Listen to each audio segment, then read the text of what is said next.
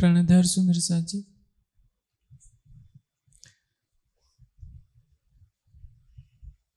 ऐसे तो ये कार्यक्रम 8 बजे प्रारंभ होना चाहिए था, लेकिन आपकी लेट लतीफी के कारण 9 बजे प्रारंभ हुआ। जीवन में एक एक मिनट का मूल्य हम नहीं जानते। वाणी क्या कहती है? तेरी गिनती बांधी श्वासों श्वास, एक श्वास की भी नहीं आस। हमें ये नहीं मालूम है कि इस जागनी ब्रह्मांड में हमारे जीवन के एक एक पल का कितना महत्व है। हमारा समाज तारतम्य के विवाद में इतना घिर गया है कि मैं देख रहा हूं लगभग 25 वर्षों से, पिछले 25 वर्षों से सुंदर साथ में एक बहुत बड़ी खाई बन गई है तारतम्य के नाम पर। विवाद कुछ भी नहीं है, विवाद जानबूझ करके पैदा किया जाता है। यदि अंतर्दृष्टि से देखें तो विवाद का कोई प्रश्न ही नहीं है। एक ही सूर्य है, सूर्य को दिनकर कहिए, दिवाकर कहिए, रवि कहिए, क्या अंतर पड़ता है? लक्ष्य तो सूर्य होना चाहिए था। श्री कृष्ण नाम ब्रज और रास का है, श्री जी साहब नाम जागनी ब्रह्मांड का है। इसमें तो कोई विवाद नहीं था। लेकिन विवाद की जड़ में क्या होता है? वर्चस्व की भावना। एक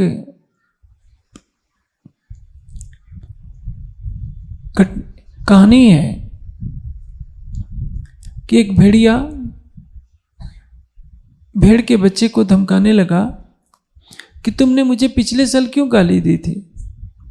भेड़ के बच्चे ने कहा कि हुजूर, मैं तो केवल 6 महीने का हूं, पिछले साल तो मेरा जन्म ही नहीं हुआ था। भेड़िया कहता है कि तुमने नहीं, तेरे बाप ने मुझे गाली दी थी, मैं तो तुझे खाऊंगा। भाई खाना हो तो ऐसे ही खा लो, क्यों बहाना बनाते हो कि तुमने पिछले साल गाली दी थी। संसार में ये प्रवृत्ति रही है, वर्चस्व की होड़, और इसीलिए धर्म की बातों को एक बहाना बनाया जाता है, ढाल बनाकर विवाद खड़े किए जाते हैं। मैं आपको बताता हूं तारतम्य के प्रारंभ में ये होता क्या है। सबको मालूम है सदगुरु धन सिंह देवचंद जी की अवस्था जब 40 वर्ष की होती है तो श्याम जी के मंदिर में राज जी परम धाम के श्रृंगार में दर्शन देते हैं और अपनी पहचान कराते हैं। किस स्वरूप ने दर्शन दिया? स्वरूप खेला जो वृंदावन। वृंदावन बिहारी ने दर्शन नहीं दिया था। वृंदावन बिहारी के रूप में राज्य के जिस आवेश स्वरूप ने लीला की थी, स्वरूप खेला जो वृंदावन। वृंदावन के अंदर जिस राज्य के आवेश स्वरूप ने लीला की थी, वृंदावन बिहारी के रूप में राज्य का वही श्रृंगार परम धाम के स्वरूप में दर्शन देता है। राज्य का वही आवेश स्वरूप तो ब्रज में 11 साल 52 दिन तक लीला कर चुका है, अब रास में वही लीला करता है। जागने के ब्रह्मांड में देवचंद जी के सामने वही प्रकट होता है और उनके धाम हृदय में विराजमान होकर पुनः मिहिराज के अंदर वही लीला करता है। स्वरूप एक है, अलग अलग जगहों पर अलग अलग तन धारण करता है। ब्रजरास में श्री कृष्ण का तन धारण किया, जागने के ब्रह्मांड में श्री देवचंद जी और श्री मिहिराज का तन धारण किया। हम स्वरूप की पहचान नहीं करते, रूप की पहचान करते हैं कि श्री कृष्ण जी बड़े हैं, देवचंद जी उनके भक्त हैं, प्राणनाथ जी उनके शिष्य हैं। ऐसा नहीं है। प्राणनाथ कौन है? जो हमारी आत्मा का प्रियतम है वही प्राणनाथ है। मांगा किया राधाबाई का पर ब्याहे नहीं प्राणनाथ। ब्रज में भी प्राणनाथ, रास में भी प्राणनाथ है। कंठ बायोडी फरे साथ एम रंगे श्री प्राणनाथ। देवचंद जी के अंदर भी लीला करने वाला कौन है? वही प्राणनाथ है। प्राणनाथ कोई व्यक्ति नहीं है, आत्मा का जो प्रीतम है वही प्राणनाथ है। कहे सुंदरबाई अक्षरातीत से खेल में आया साथ, दोये सुपन ये तीसरा दिखाया श्री प्राणनाथ। प्राणनाथ कहाँ है? मूल मिलावे में जो राज्य हैं उनको प्राणनाथ कहते हैं, वो हमारी आत्मा के आधार है। और जब महामती जी के धाम हृदय में राज्य विराजमान होते तो क्या कहते हैं? यही टीका यही पावड़ो यही निछावराय, श्री प्राणनाथ के चरण पर छत्ता बोली बज जाए। विवाद तब खड़ा होता है जब हम प्राणनाथ जी को एक व्यक्ति मान लेते हैं, देवचंद जी को शिष्य मान लेते हैं, प्राणनाथ जी को देवचंद जी का शिष्य मानते हुए उनको संत महापुरुष कभी कहने लगते हैं, श्री कृष्ण को परमात्मा घोषित कर देते हैं और कहते हैं कि केवल नाम श्री कृष्ण ही है। आप सोचिए, आप अपने बेटे का नाम श्री कृष्ण रख देंगे तो क्या अक्षरातीत हो जाएगा? ये तो शब्द है, संबोधन है। जब तक किसी स्वरूप में अक्षरातीत का आवेश स्वरूप विराजमान न हो तब तक कोई भी संबंध पुकारिए वो अक्षरातीत नहीं हो सकता। पिया की अति प्रसन्न 3 बेर दिए दर्शन। देवचंद जी को पहली बार दर्शन होता है पठान के भेष में, दूसरी बार दर्शन होता है चितवनी के रूप में, ब्रज बिहारी के रूप में, और तीसरी बार राज्य दर्शन देते हैं परम धाम के श्रृंगार के रूप में। और कहते, और इसका वर्णन क्या है, वृत्तांत मुक्तावली में विस्तार से लिखा हुआ है कि सिंदूरिया रंग की पाग है, केसरिया रंग की जार है, श्वेत रंग का जामा है, नीलो पीलो रंग का पटुका है, आसमानी रंग की पिछोरी है। ये सारा वर्णन किसका है? परम धाम के श्रृंगार का है। इसलिए परम धाम के श्रृंगार में राज्य दर्शन देते हैं, देवचंद जी के धाम हृदय में बैठ जाते हैं। सारी बातें होती हैं इस क्रम से लेकर ब्रजराज और जागिनी की सारी पहचान देते हैं राज्य। देवचंद जी पूछते हैं, धनिक कहाँ जाओगे? राज्य क्या कहते हैं, अंतर तुम्हारे आकार के आई के बैठे हैं, मैं तुम्हारे धाम हृदय में विराजमान होऊंगा, परम धाम की आत्माओं को जगाऊंगा। राज्य उनके धाम हृदय में विराजमान हो जाते हैं। और जब देवचंद जी राज मंदिर जाते हैं, राज मंदिर जानते हैं किसको कहते हैं? गांगजी भाई के घर को चाकला मंदिर कहते हैं। देवचंद जी अपने माता पिता के साथ जामनगर में जिस घर में रहते थे उसको राज मंदिर कहा जाता है। जब देवचंद जी अपने घर आते हैं तो एक चौपाई उनके मुख से निकलती है, निज नाम श्री कृष्ण जी अनादि अक्षरातीत, सोतो अब जाहिर भे सब विद वतन सहित। इसका भाव क्या है? अब देखिए क्या कहा जाता है कि राज्य कह रहे हैं कि मेरा निज नाम, मेरा नाम श्री कृष्ण है और मैं क्या हूं? अनादि हूं, अक्षर से परे अक्षरातीत हूं। ऐसा नहीं है। जिन्हें व्याकरण का थोड़ा भी सामान्य ज्ञान होता है उनको मालूम है कि कौन कह रहा है। राज्य कहते तो ये कहते कि सो तो अब जाहिर भैया नहीं कहते, ये कहते कि मैं तो अब जाहिर भैया, उत्तम पुरुष में कहते। कहा किस में गया है? प्रथम पुरुष में, थर्ड पर्सन में। यदि राज्य ने कहा होता कि मेरा नाम श्री कृष्ण है तो क्या इनको किस में कहना होता? फर्स्ट पर्सन में, उत्तम पुरुष में। अभी देवचंद जी के अंदर बैठ करके राज्य कहते तो राज्य हैं, पूरी वाणी राज्य की कही हुई है, लेकिन कहलवाई गई है श्यामा जी के मुखारविंद से। इसलिए श्यामा जी की आत्मा कह रही है, निज नाम श्री कृष्ण जी अनादि अक्षरातीत। जो अनादि है, अक्षर से परे, उत्तम पुरुष अक्षरातीत है, उनका नाम ब्रज में रास में श्री कृष्ण है। श्री कृष्ण नाम से उन्होंने ब्रजरास में लीला की है और वही अक्षरातीत अब सबविध वतन सहित परम धाम का सारा ज्ञान लेकर सोतो अब जाहिर वे मेरे धाम हृदय में प्रकट हुए हैं। और कोई दूसरा अर्थ नहीं होगा। राज्य ने देवचंद जी को कोई मंत्र नहीं दिया था। वो तो हरिद्वार में सारे आचार्य बैठे हैं, उनको समझाने के लिए कह दिया कि मंत्र तारतम सो। तारतम क्या है? धनी की पहचान है। तारतम का तारतम क्या है? खिलवत परिक्रमा सागर और श्रृंगार जी से परम धाम के सारे ज्ञान की प्राप्ति होती है। राज्य की शोभा, श्रृंगार, 25 पक्षों का ज्ञान मिलता है, खिलवत की सुगंध मिलती है। वो है तारतम का तारतम, जिसको परम धाम का खजाना कहते हैं। ये जो 6 चौपाइयाँ उतरती हैं उसमें भी अलग अलग समय है। देवचंद जी के तन से एक चौपाई उतरती है जब श्री जी दीप बंदर में जयराम कंसारा को प्रबोधित करते हैं तो वहाँ 4 चौपाई उतरती हैं। श्री देवचंद जी सतचे सदा ससुखना दातार से लेकर 5वीं चौपाई तक। और जब प्रगट वाणी उतरती है तो एक चौपाई जुड़ जाती है। जब ऐसु कंग में आवी तब छूट जाए विकार, आयो आनंद अखन घर को श्री अक्षरातीत भरतार। ये 6 चौपाइयों का तारतम अनूप सार में पूर्ण होता है। इसके पहले श्री देवचंद जी के तन से 1 चौपाई का तारतम्य चलता रहा। अभी जागनी लीला प्रारंभ हुई है श्री देवचंद जी के तन से। तो जैसे आप देखिए,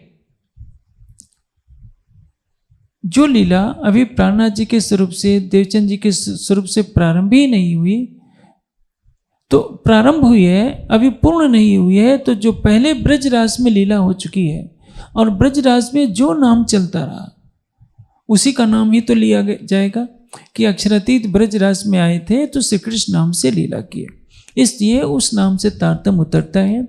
निज नाम श्री कृष्ण जी अनादि अक्षरातीत, अर्थात जो अनादि है, अक्षर से परे उत्तम पुरुष अक्षरातीत है। ब्रजराज में उनका नाम श्री कृष्ण था और वे परम धाम का सारा ज्ञान लेकर मेरे धाम हृदय में प्रकट हुए हैं। ये कौन कह रहा है? श्यामा जी की आत्मा। अब समय बदलता है,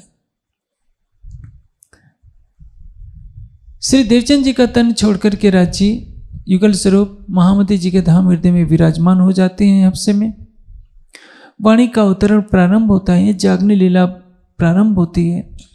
1735 का समय है, औरंगजेब को संदेश देना है और उस समय सनंद ग्रंथ की वाणी अवतरित होती है। सनंद ग्रंथ को लेकर शेख बदल जी जाते हैं जामा मस्जिद में श्री जी के आदेश से। आप बताइए, जामा मस्जिद में भेजा जा रहा है शेख बदल जी को। यदि उस समय औरंगजेब से भेंट हो जाती है, औरंगजेब कहता कि लाओ दिखाओ तुम क्या पाठ कर रहे हो, तो क्या वो निज नाम से कृष्ण जी को पढ़ने के लिए राजी होता? वो तो हिंदी भाषा को सुनना नहीं चाहता। आज भी जो कट्टरपंथी मुस्लिम होते हैं, हिंदी भाषा के लिए उनके मन में कोई सम्मान नहीं होता है। कुछ तो कट्टर ऐसे होते हैं, हिंदी को काफिरों की भाषा कह देते हैं। तो आप सोचिए औरंगजेब कितना कट्टर था कि प्रातःकाल किसी हिंदू का चेहरा दिख जाए तो उसको फांसी पर चढ़वा देता था। अब अक्षरातीत क्या है? सबके हैं। सूर्य उगता है तो हिंदू कहता है कि सूर्य उगा है, मुस्लिम कहता है कि आफ्ताब आया है, क्रिश्चियन क्या कहता है? सन इज राइजिंग। लक्ष्य एक है, बोलने के शब्दों का उच्चारण अलग अलग है। उसी तरह से कथेय परंपरा में साहब शब्द होता है।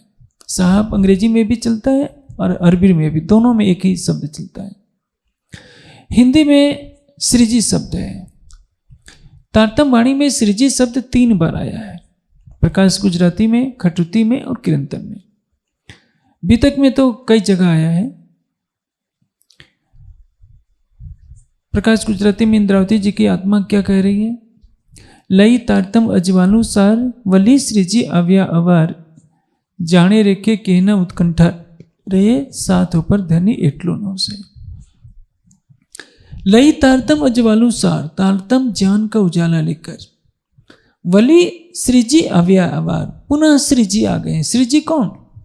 जो देवचंद जी के अंदर विराजमान राज्य का स्वरूप है उसको श्रीजी कहते हैं। श्रीजी का अर्थ क्या होता है? जिसकी अनंत शोभा है उसको श्रीजी कहते हैं। आप देखिए भागवत वाले तो आजकल श्रीजी राधा जी को भी कह देते हैं, जैन भी अपने महावीर स्वामी को श्रीजी कहते हैं, हनुमान जी को भी श्रीजी कह दिया जाता है, जो प्रवाही लोग कहते हैं। क्यों? वो उनके लिए वो आदर सूचक शब्द है। श्रीजी या अर्थात जिसकी अनंत शोभा है उसको श्रीजी कहते हैं। कथेय परंपरा में देखिए तीनों सूरतों के लिए मोहम्मद शब्द का प्रयोग होता है। मोहम्मद का अर्थ क्या होता है? जो महिमा से परे हो, जिसके लिए कोई शब्द नहीं है। कोई भी नाम कैसे रखा जाता है? जैसे कृष्ण शब्द का अर्थ क्या है? कृष्ण का अर्थ होता है आकर्षण से या भौतिक विच्छेदक। ब्रह्म के लिए भी प्रयोग होता है, जिससे आकर्षित हुआ जाए उसको भी कृष्ण कहते हैं। मिहिर का अर्थ क्या होता है? सूर्य होता है। देवचंद्र का अर्थ क्या होता है? मोदयत आनंदयत सहदेवा। चंद्र का अर्थ भी यदि हम शब्दों की व्याख्या करें तो उसको भी हम ब्रह्म पर घटा सकते हैं। होता क्या है कि सामान्य जनता तो शब्दों के जाल में नहीं फंसती, वो तो भाव को प्रधानता देती है। विद्वानों के द्वारा शब्दों के अर्थ में खींचातानी करके विवाद जानबूझ करके खड़े किए जाते हैं। पुराण संहिता में 16 श्लोक आए हैं एक जगह, शंकर जी ने व्यास जी को गुप्त रूप से बताया कि देखो इन 16 श्लोकों में गहन रहस्य छिपा है कि जब जागनी लीला होगी उसमें ये 2 नाम वाले स्वरूप प्रकट होंगे। उन 16 श्लोकों को मिलाएंगे तो एक श्लोक बनता है। वह श्लोक है सुंदरी च इंदिरा नामाभ्याम चंद्र सूर्यो माया अंधकार विनाशाया प्रतिबुद्धे भविष्यता कलयुगे। परम धाम की सुंदरी श्यामा जी और इंद्रावती 2 तनों को धारण करेगी, जिसमें एक का नाम चंद्र से होगा, चंद्रमा से होगा, और एक का नाम सूर्य से होगा। ये पहचान बताई गई है कि परब्रह्म इन 2 तनों में लीला करेंगे। चंद्र यानी देवचंद्र, और सूर्य, मिहिर को अरबी में भी सूर्य कहते हैं और संस्कृत में भी एक ही मिहिर शब्द है। संस्कृत में भी मिहिर कहते हैं, अरबी में भी मिहिर कहते हैं, दोनों का अर्थ सूर्य ही होता है। और वेद की भाषा में सूर्य का अर्थ क्या होता है? ब्रह्म होता है। व्याकरणवाद का यहाँ कोई प्रश्न ही नहीं है। आजकल एक परंपरा चल गई है जो थोड़ा सा कौमुदी व्याकरण पढ़ लेते हैं, मुझे बहुत हंसी आती है। वो व्याकरण के सूत्र बताकर ही व्याख्या करने लग देखते हैं। देखिए, कृषि भूवाचक रहस्य निवृत्तिवाचक, तो ये एक कृष्ण नाम सचिदानंद लक्षणम। अरे भाई, आप कृष्ण शब्द को ब्रह्म घटाते हो तो मिहिर का अर्थ भी ब्रह्म होगा, सूर्य का अर्थ भी ब्रह्म होगा, चंद्र का अर्थ भी ब्रह्म होगा। वेद में तो बहुत से शब्द मिल जाएंगे। बात वह नहीं है। किसी भी शब्द की व्याख्या उस ग्रंथ की भावना के अनुसार किया जाता है। राज्य जिस जिस तन में आवेश स्वरूप से लीला की है उस स्वरूप को अक्षरातीत का स्वरूप माना जाएगा। राज्य ने ब्रज और रास में श्री कृष्ण के तन में लीला की। द्वारिकाधीश के तन में राज्य का आवेश नहीं था तो द्वारकाधीश को राज्य का स्वरूप नहीं माना जाएगा। उनका भी तो नाम कृष्ण है। और कोई अपने बेटे का नाम प्राणनाथ रख ले तो वो अक्षरातीत नहीं बन जाएगा, क्योंकि उसमें राज्य का आवेश नहीं है। हमारा तात्पर्य किससे है? राज्य के आवेश रूप से है। इसलिए राज्य के आवेश रूप ने ब्रजराज में श्री कृष्ण नाम से लीला की, जागनी ब्रह्मांड में श्री देवचंद जी और श्री मिहिराज के तन में लीला की। श्री कृष्ण, श्री देवचंद्र और मिहिराज तनों के नाम है। हम जबरन कहें कि परम धाम में श्री कृष्ण है तो यहां से विवाद खड़ा होता है। परम धाम में कौन है? एक अक्षरातीत है। हम उनको यहाँ के भावों से राज कहते हैं, प्राणनाथ कहते हैं, धाम धनी कहते हैं, कुछ भी कहिए। राज्य जब ब्रज में आते हैं तो श्री कृष्ण कहलाते हैं, देवचंद जी के तन में आते हैं, मिहिराज के तन में आते हैं। हमें आवेश स्वरूप से तात्पर्य है। वाणी क्या कहती है? रोशनी पार की दई साहिब नाम धराए, भाई दुनिया साफ मुसाफ से मुझसे कजा कराए। हिंदुओं के लिए वो श्री जी हैं और कते पक्ष वालों के लिए वो साहिब जी हैं। सबने पहचाना कि ये कौन है? प्रगटे पूर्ण ब्रह्म सकल में ब्रह्म सिरदार, ईश्वरी सृष्टि और जीव की सब आय करो दीदार। सबके हैं। सुर असुर सबों के पति, सब पर एक दया, दे दीदार सबन को साईं जिन्हों जैसा चिन्या। श्री जी के चरणों में यदि लाल दास जी हैं, भीम बाई हैं, मुकुंद दास जी हैं, तो मिहीन खान भी है, शेख बदल भी है। कितने मुस्लिम हैं? वो साहेब मान रहे हैं लेकिन अक्षरातीत मान रहे हैं। इसलिए आप बताइए, श्री जी शेख बदल से कहते हैं कि शेख बदल इस सनद ग्रंथ को ले जाओ और जमा मस्जिद में सुनाओ, तो उस पर क्या लिखा जाएगा? किसने परिवर्तन किया? श्री जी के आदेश से परिवर्तन हुआ। न तो सरकार श्री ने किया, न मैंने किया, न किसी ने किया। श्री जी के आदेश से हुआ, क्योंकि श्री जी ने ही शेख बदल को आदेश दिया कि शेख बदल इस सनद ग्रंथ को ले जाओ, जमा मस्जिद में सुनाओ। सरसावा में 250 साल से अधिक पुरानी बीतक है जिसमें श्री जी की छाप है, और 250 साल से अधिक स्वरूप साहब है जिसमें श्री जी की छाप है। ये किसी ने परिवर्तन नहीं किया। विवाद तो बिना मतलब का खड़ा कर दिया जाता है, और इसका शिकार कौन होता है? भोला भाला सुंदर साहब, देखो मंत्र बदल दिया। मंत्र कौन बदल सकता है? रास प्रकाश गुजराती, कलश गुजराती, खटरुती और सनंद और किरंतन, इन 5 किताबों में निज नाम से कृष्ण जी ही रहेगा, श्री जी नहीं रहेगा। 1735 के पश्चात जो वाणी उतरेगी उसमें निज नाम श्री जी साहब शुरू होगा, क्योंकि श्री जी के आदेश से चलता है। उसमें कोई भी व्यक्ति हेर फेर नहीं कर सकता है। जैसे देवचंद जी के तन से निज नाम श्री कृष्ण जी का तारतम उतरा तो 1735 तक वही तारतम चलेगा, उसको हटाया नहीं जा सकता। और इसलिए समाज में दोनों तारतम्य की आवश्यकता है, दोनों तारतम्य रहे। जिसकी जिस पर श्रद्धा हो माने, जिसको ब्रजराज का नाम प्रिय लगता है माने, इसमें कोई भी बात नहीं। जिसको जागने का स्वरूप प्रिय लगता है, और ये सच बात है। वाणी की एक चौपाई सनंद में क्या कहा है? तारीफ मोहम्मद मेहदी की ऐसी सुनी न कोई क्या है, कई हुई सी कई हुए कई हो सी पर किन ब्रह्मांड बनाए। अब तक कितने भी ब्रह्मांड हो गए, लेकिन प्राणनाथ जी की महिमा के बराबर न तो अब तक कोई हुआ है, न है, न होगा। यदि हम वाणी को मानते हैं तो मैं निज नाम श्री जी साहब को के तारतम्य को स्वीकार करने में कोई कष्ट नहीं होना चाहिए।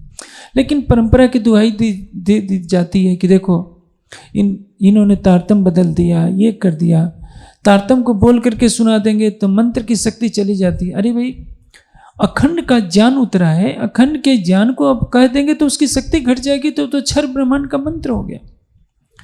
अखंड की कोई शक्ति नष्ट नहीं होती है। तारतम्य को आज भी कान में फूंका जाता है। ये फूंकने की बीमारी कब से चली है कि कोई सुन न ले। ये मध्यकाल में ऐसा हुआ, छूत छात का रोग था। स्त्री और शूद्र को गायत्री मंत्र नहीं सुनाते थे, या कोई भी अपना मंत्र नहीं सुनाता था, तो सोचते थे कि कान में चुपके से कह दे। कान में चुपके से कहते कहते बीमारी एक क्या कहते, एक अंध परंपरा चल गई कान में फूंक मारने की। कोई भी ऋषि मुनि योगी यति कान में फूंक नहीं मारता, लेकिन हमारे समाज में आज उसको ढोया जा रहा है। यदि मंत्र न कहे, अक्षरातीत का नाम न ले, तो किसका नाम न ले? मंत्र में क्या होता है? अक्षरातीत की पहचान होती है। मननाथ मंत्र, गायत्री मंत्र में किसकी पहचान है? परमात्मा की पहचान है। कलमा में किसकी पहचान है? परमात्मा की पहचान है। उसी तारतम्य मंत्र में क्या है? अक्षरातीत की पहचान है। उसको कहो नहीं, क्या अंध परंपरा सिखा दी जाती है, उसको बोल करके नहीं कहना, नहीं तो मंत्र की शक्ति चली जाएगी। तो ऐसे तारतम्य मंत्र को क्या मानना जिसको कहने से उसकी शक्ति चली जाती है? ये भ्रम निकाल देना चाहिए। यह अंधविश्वास है। तारतम्य ज्ञान फैलाने के लिए, छिपाने के लिए नहीं, परमात्मा का ज्ञान फैलाने के लिए होता है। ऐसे ही अंध परंपरा मध्यकाल में फैला दी गई कि शूद्र और स्त्री यदि गायत्री मंत्र बोलते हैं तो उनकी जीवा काट लो, उनके कान में शीशा पिघला करके डाल दो। ये क्या है? अत्याचार है धर्म के नाम पर। इसलिए मैं पूरे देश विदेश के सभी सुंदर साथ से कहूँगा, निवेदन करूँगा कि तारतम्य का विवाद छोड़ें, मिलजुल करके रहें। जिसकी जिस पर आस्था हो वो तारतम्य का पाठ करें। लेकिन है तो ये बच्चों के लिए, जिसको परम धाम का ज्ञान मिल जाएगा वो इस विवाद में कभी पड़ेगा नहीं। आप ये बताइए, ब्रज में कृष्ण का नाम तो अनेकों है। कोई उनको गोपाल कहता है, कोई मुरारी कहता है, कोई कुछ कहता है, कोई कुछ कहता है। कभी गोपियों में झगड़ा हुआ था कि तुम ये कहती हो, तुम ये कहती हो। ये झगड़ा कौन मचाते हैं? जिनको शरीयत प्रिय है, जिनको न परम धाम से लेना है न राज्य से लेना है, वही विवाद खड़ा करते हैं। आप इतने सुंदर साथ बैठे हैं, कोई बता सकता है कि राधा ने कोई मंत्र जपा है? राधा क्या माला लेकर जप करती थी, या कोई गोपी माला लेकर जप करती थी? जहां प्रेम होता है वहां कर्मकांड का कोई नियम नहीं चलता कि ये मंत्र जप रहे हैं। नाम मला उर्धारो, साधु भाई नाम मला उर्धारो। आपको राज्य का नाम प्रिय लगता है, राज्य कहिए। जो जिस भाव से पुकारता है, जाको दिल जिन बात सोता सो मिले तिन विद, मन चाहिए स्वरूप हो के कार्य किए सब सिद्ध। जब श्री जी बंगला जी दरबार में चर्चा करते हैं, कोई राधा कृष्ण के रूप में देखना चाहता है तो राधा कृष्ण का ही दर्शन हो जाता है आवेश स्वरूप से। कोई परम धाम के युगल स्वरूप में देखना चाहता है तो श्री जी का स्वरूप अदृश्य हो जाता है और वहाँ युगल स्वरूप दिखाई देने लगते हैं। कोई मोहम्मद के रूप में देखना चाहता है, कोई सतगुरु धनी सिद्धेव चंद जी के रूप में देखना चाहता है तो सतगुरु धनी सिद्धेव चंद जी का दर्शन होता है। इसलिए जाको दिल जिन भात सो तासो मिले तिन विद, मन चाहिए स्वरूप हो के कार्य किए सब सिद्ध। सुंदर साथ को वाणी के चिंतन में लगना चाहिए, चितवनी में लगाना चाहिए। विवादों में अपने जीवन के अनमोल समय को नहीं खर्च करनी चाहिए, इसमें कोई विवाद नहीं है।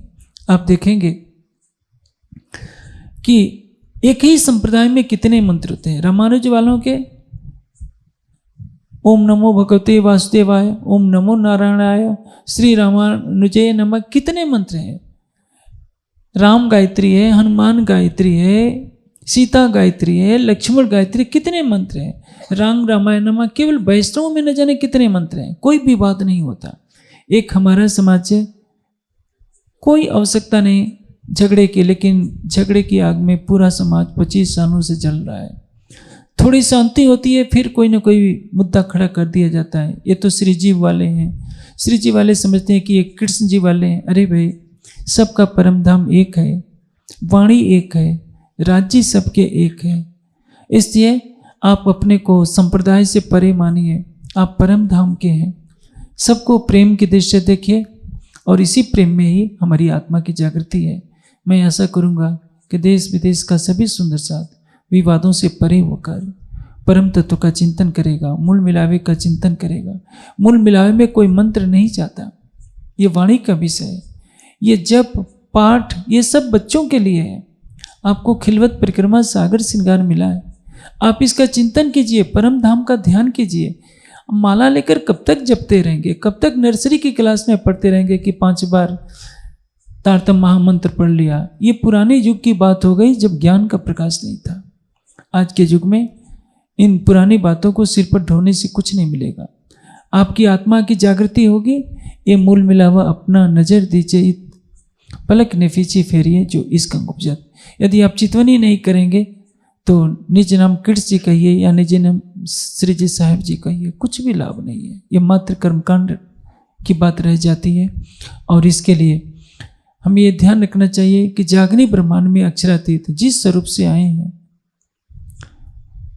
उस स्वरूप की पहचान करके यदि हम उस नाम से तारतम पढ़ते हैं तो हमारी जीत होती है, क्योंकि हमने उनकी पहचान की है। जैसे मान लीजिए आज मैं आपको दिख रहा हूँ, कार्यक्रम तो एक ही दिन का है। यदि मान लीजिए 2 दिन का कार्यक्रम होता तो आज मैंने छोटा सा रुमाल रखा है, कल मैं धोती का कुछ अलग रंग बदल लो और ये अंगोछा रख लो, तो आप क्या करेंगे? क्या आप मेरे से चर्चा नहीं सुनेंगे?